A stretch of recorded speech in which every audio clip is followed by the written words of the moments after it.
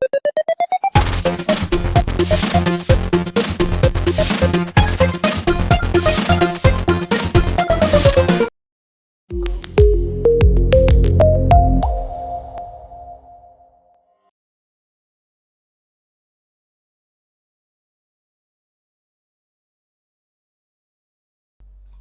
man wounded in action, decorated with a Gallantry Award and a PhD. Colonel D.P.K. Pillay, whose act of kindness changed the face of a whole village in Manipur.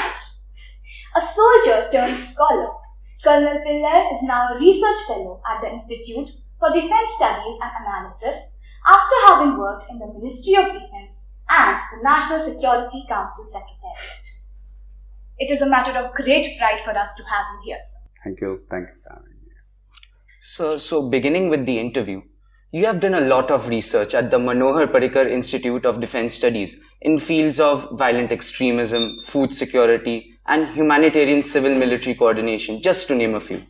After having served the country with your blood and sweat, what inspired you to become a scholar and pursue these fields of research?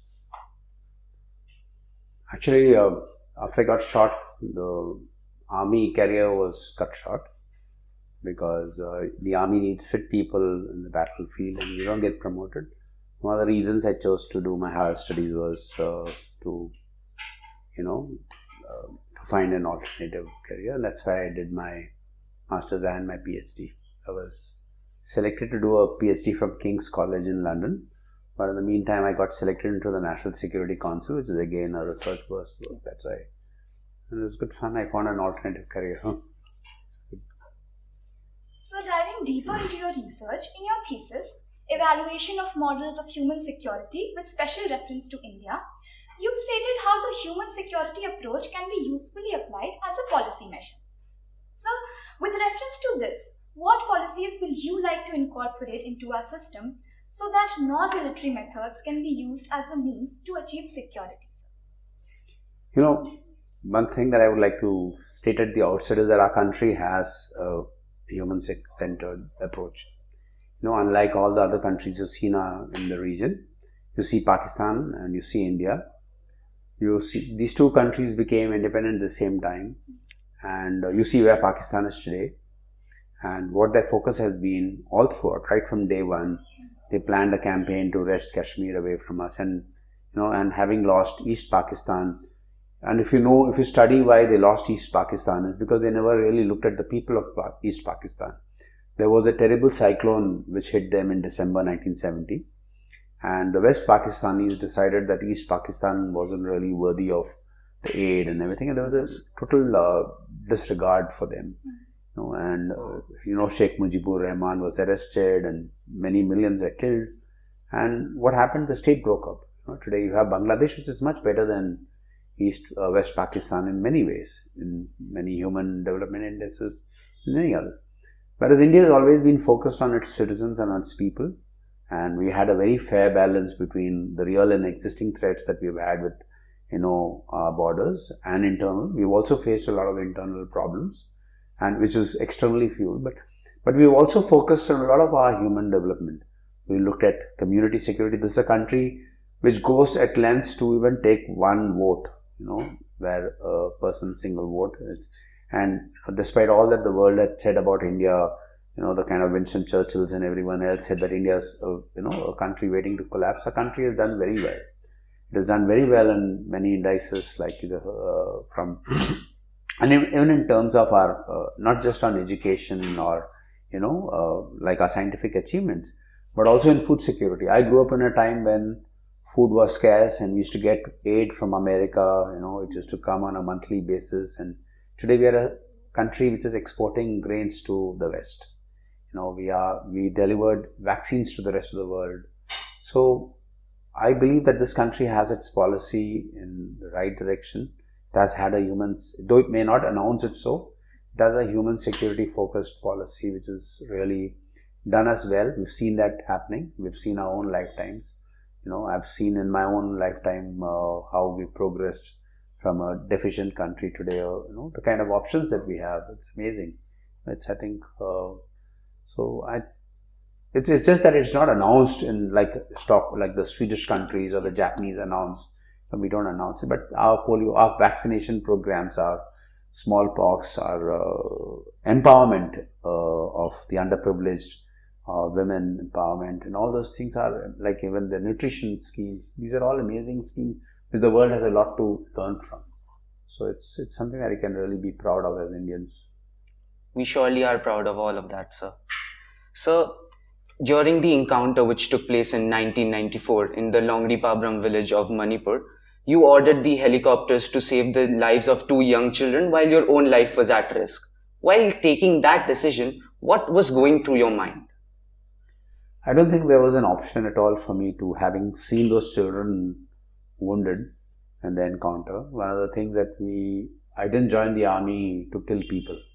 I joined the army because I wanted to protect the people I love and respect. I love my countrymen, and we don't take up arms. If I wanted to be killing people, I would have been joining Dawood Ibrahim or Haji Mastan. So I think that's something. You join the army because you love your country and your countrymen, and there's no way that child who was there in that encounter would have, survived that walk. And I know I probably thought I wouldn't survive because I had bled a lot, and it was a wasted helicopter ride. I thought that the children be saved. But my commanding officer, Brigadier Nautiyal,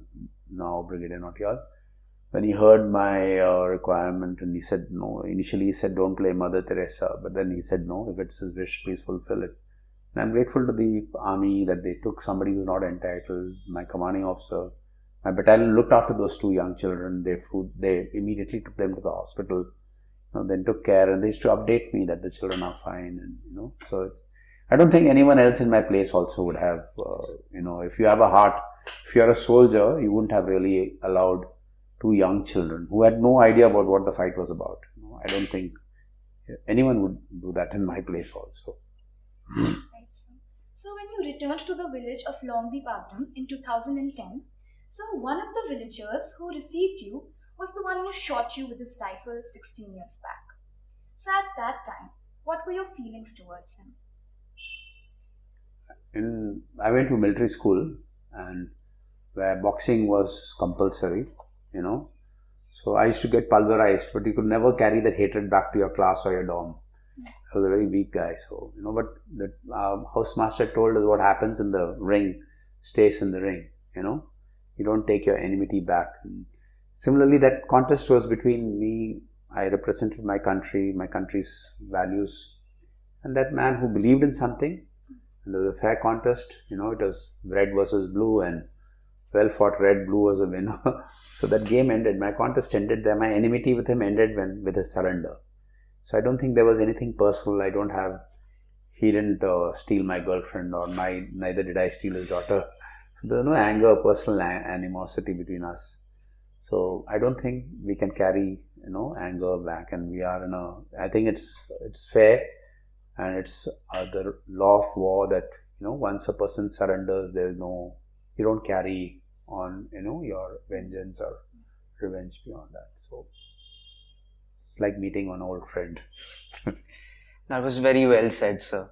So moving on to another phase of your life, you were selected to serve your own alma mater, the Bangalore Military School, for a period of 4 years as the principal.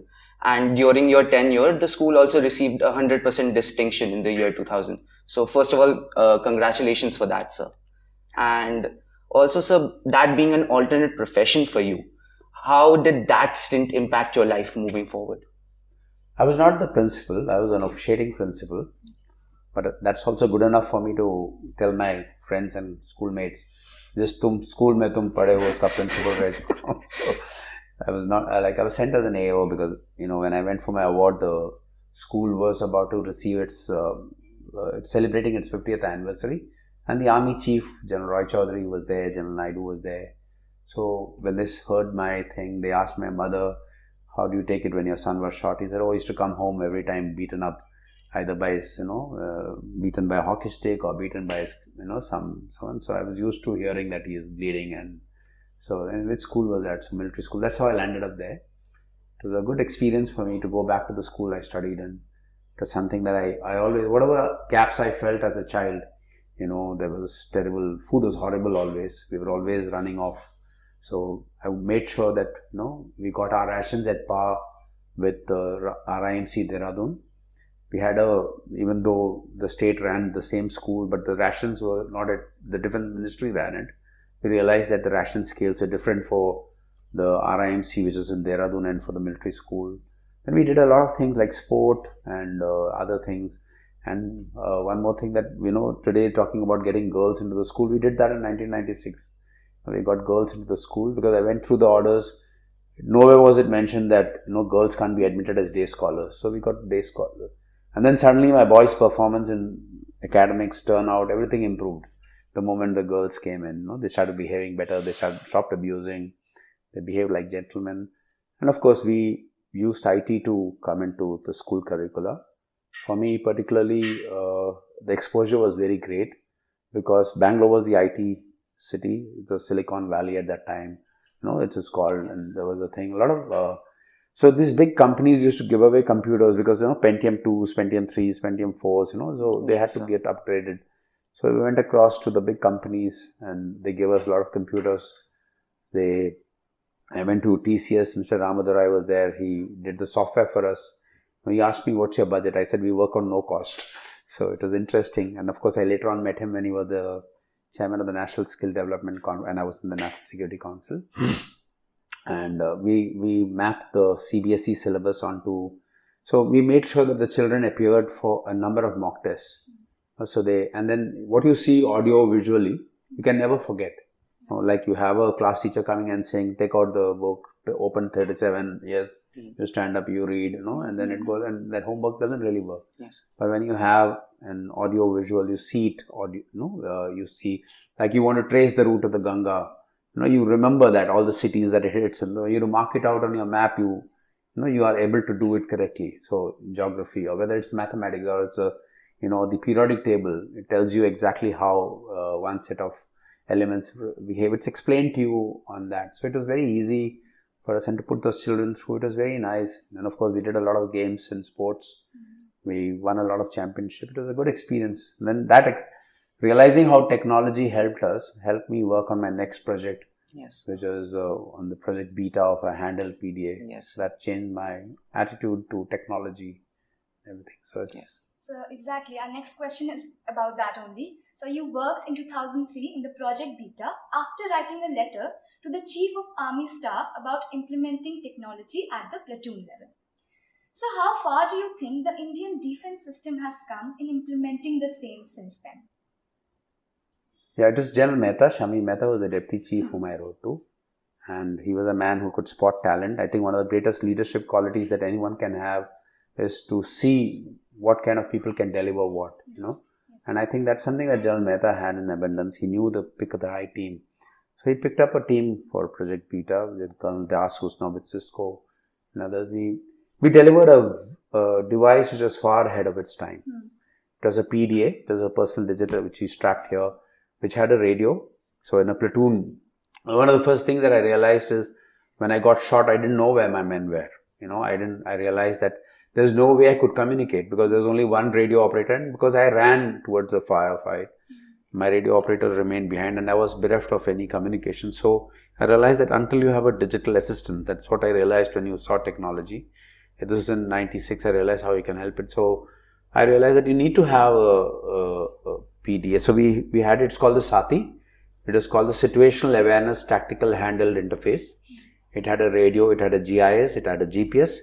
And we had unlimited connectivity in the sense, there was a logarithm that we had worked out in which any two devices, if they were in communication with each other, that is sufficient for him to act as a relaying station. So technically it didn't really matter. You didn't have to have a receiver or a base station that transmitted your, so it was basically device to device communication, which actually created your network, and it worked pretty well. But, one of the greatest difficulties that you find in any bureaucracy or anyone is to implement and bring about change. So to implement a new idea requires, pushing out the old ideas about.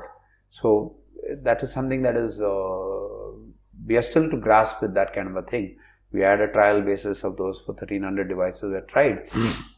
But in the meantime, of course, now with this Atmanirbhar Bharat and other things, I'm sure, people would understand that local technology, local solutions is something far better than getting, imported, because you can never be a superpower on borrowed weapons or borrowed technology, In the Kargil during the 2000 and Operation Parakram, the Americans just switched off the GPSs for us, a couple of days, like we were dependent on GPS. So that's the reason why we launched our own indigenous satellite systems. And and I think it's very important for us to be self-dependent, self-reliant in all our needs, and just we are arriving. I think shortly we're doing our own. There are a lot of our Indian companies doing very well. For all you must know that we never manufactured our own cars. And like the difference between Mark 1 Ambassador and Mark 2 was the bumper, or a headlight or a thing. So it's only Ratan Tata who brought that Indica, which is 100% indigenous power pack. Engines were not imported, it was made in India.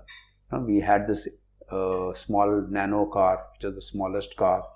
And today, like, our cars are amongst the best in the world. Like, you look at the Harrier platform is that of a Land Rover.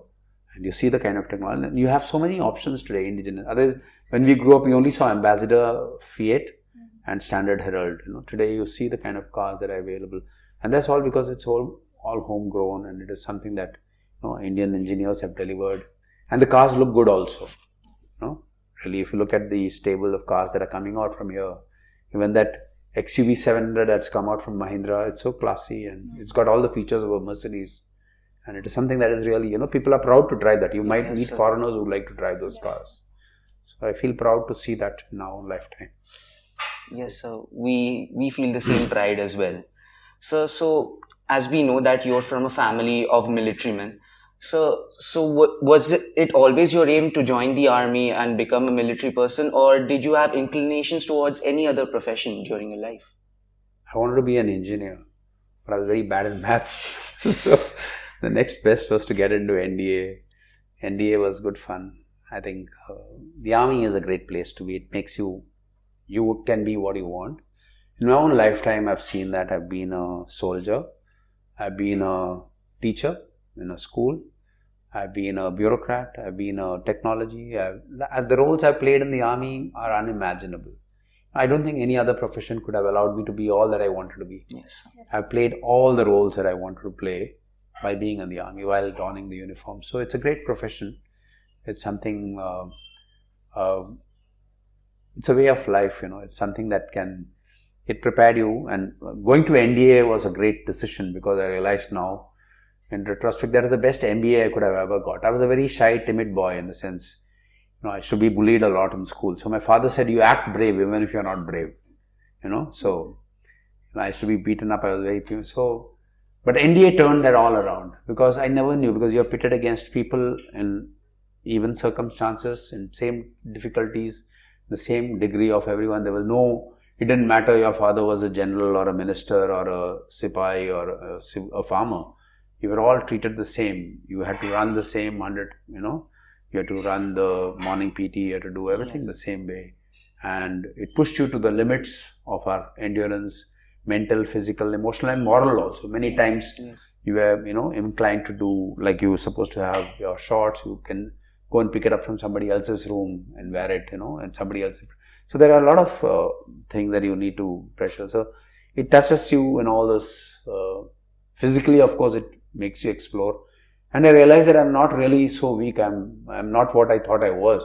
I was much stronger than what I was, because when I realized that I could run better, I'm physically fitter than most of the people, then your self-confidence comes up, your endurance grows, and and then it's something that it made a man out of you. And NDA, the first board you see is 50 meters ahead when you reach that Khadakwasla Godakpuri that says the maker of men, there's a sign there. It's really true. You go as boys, you come out as men. So it's something great. So our nation is indeed indebted for your service, sir. It's my honor to serve the country. So being the first service officer in the Ministry of Defence Secretariat, so you've seen bureaucrats and state representatives working together on matters of national interest. So how was your experience during your tenure? we are all tribal in our mentality and we think like a tribe. So I grew up with that kind of a feeling that, oh, these bureaucrats, they are a different world, like civilians are. But once you went there and you realize that, some of the brightest minds are there. I worked with some of the finest people who are really soldiers in civil dress, whose patriotism cannot be questioned, whose love for their country, whose this thing. And I really enjoyed working. I'm not saying that everyone was, but there were people who you would love to have, you would love to go to battle with, the kind of people who I've worked with. Like my own joint secretary, G, was Mr. Subhash Chandra. He was my boss, and there were some of them, like amazing people. Like I worked with Mr. Sanjeeva, who retired as a secretary, was my secretary, International Cooperation, and Devnath Shaw, a foreign service officer under whom I worked. It is an amazing experience because I grew up with a kind of a contempt for anything, because that's a. But then when you work with them, you realize that they are much better qualified. They come. Some of them were IIT graduates, by the way, and they joined the civil service and they did very well. And you learn to respect them for their wisdom, for their knowledge. And then I realized that patriots are not the only ones who wear uniforms. There are patriots who are in civil clothes. There are soldiers who, of course, serve hard. But there are people who equally toil hard to protect and build. So all these policies that we see, the food security or the corona, the vaccines that we have created, these are all created by soldiers in civil dress, in the sense they were fighting for their country's health, fighting for their country's hunger. So this is something that is worthy of respect always. I think we must have a healthy respect for all professions, all services, and honor them. I wish that our newspapers carry more about such people rather than what some film star ate for dinner and what she wears, and I make heroes out of such people who are really working day in and day out, delivering a vaccine for you, or making sure you have the right kind of a thing. That's something that is important in this country, that we start to honor the real ones who put in hard work and make our country better and better. So, talking about policies and schemes, so the Agnipath scheme, under which the salient feature of the scheme is that soldiers will be recruited for only a period of 4 years. And this scheme has led to widespread concern and controversy. As a person with a deep-rooted military background as yourself, how do you perceive this new scheme? Like I told you, one of the biggest things, difficult things that you'll face in your future also, is to contest the way people do work. So if you want to bring in change, there will always be resistance. People will always, there's a resistance to change. So it has to be thrust. So now when people say Agnipath is a very bad scheme or a good scheme, we can never say what is good or bad. Yes. And firstly, you must know, like if you study the history, the one that soldiers who fought and won all their wars for you were always recruited on a 7-year or 8-year contract. So it's only this 8+, it became color service only after 77, it became color service, and they started getting. So in 68, 69, there were a large number of soldiers who were sent home. Now, let me tell you one thing, that not everyone who joins the army is a Paramveer Chakra, is not a Major Shaitan Singh. Not every officer is a Khetrapal. There are many who are good, there are many who are bad, many who are average, many who are... So I think this is a way of, identifying the ones who really want to serve. Many of us joined, in my own course, many joined the army the moment we started to run at 4 o'clock in the morning, or put our head in the, pot and, all those kind of punishments. Then many wanted to leave. So there will be many who are disgruntled with it. So I think it's a good option. You must always try out newer ways of, recruiting and finding out what's your best fit. You need motivated people who are motivated all through. It is not like you get into the army and you heave a sigh of relief. Oh no, nothing can stop your salary is going to come and you're going to retire. So you should never have that kind of a complacency. And that's the reason why, even though the moment I was superseded, means I was medically down, I decided that I'm going to reinvent myself. Yes, I want to study something and do something else. So I think it's a good, everything should be tried, Otherwise, if like Jamshedji, when he wanted to make steel in India, they laughed at him, right?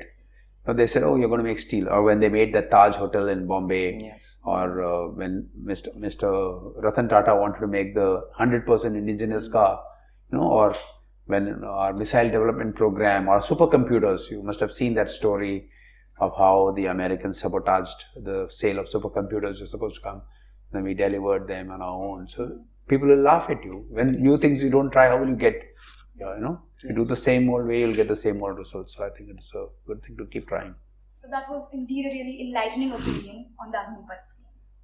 So your tales of bravery and your subsequent contributions to our nation have been an inspiration to many of us. So with your experience of the uncertainties of life, so what advice would you like to give to our present generation? I think you must enjoy whatever you do. I was just telling my Harsh, who came along with me. So I said, I said, I'm not going to live this life again. I'm never going to pass by this way again. Whatever good you can do, whatever you want to do in your life, you got this moment to do it. So it's a good deed, or you want to see something like, when I came from there, I said, I want to go and see the Sangam because I'm here. Yes. We went to the Anand Bhavan. You have to seize the moment. This moment is not going to ever come back to you. You're never going to get your youth back. You're never going to get, so whenever you're leaving, whenever you're doing anything, do it to the best of your ability. Do it like you want to help someone, just help him straight away without calculating, if I give this, and whatever good you want to do it at that moment, do it there and finish it. Because you're not going to get a replay. It's not like a video or a Netflix that you can rewind. Your life is not like that. So I think you must enjoy what you do. Anything that happens to you is the best. There's no point in crying about what happened to you or what injustice was done to you. You have to be what you want to be, because all that happiness lies within you. You want to see something change, you change yourself. Yes. A lot of people say, what hurt you? It's my expectations that hurt me. I wanted to be a general when I joined the army. I didn't become, but I have no regrets today. When I look back, I'm very happy in the position where I am. I reinvented and worked hard. I got an exposure. I went to International Red Cross. I was with the Red Cross in Geneva. I was there in Iraq, Syria and Yemen. And then I realized there, when I went there, that this is not where I wanted to be. I love my country. I missed this thing, and it's good salary, good everything. I wanted to come back here. I just, so it's not money, it's not fame, it is what makes you happy that's most important. And, you should be doing that. There's no point in crying about what has not happened to you, because the only way you can change it, it's by tempering your expectations and changing. And whatever happened is for the best. You must believe and walk on, because move on, and, you should be able to lose everything and start off all over again. I think that's Yes. So we shall surely remember your words of wisdom. Shining light on the hugely exciting and diverse work of Colonel D.P.K. Pillay has surely been a matter of honor for both our institute as well as gnoTalks 2022. We wholeheartedly thank you, sir, for giving us your invaluable time.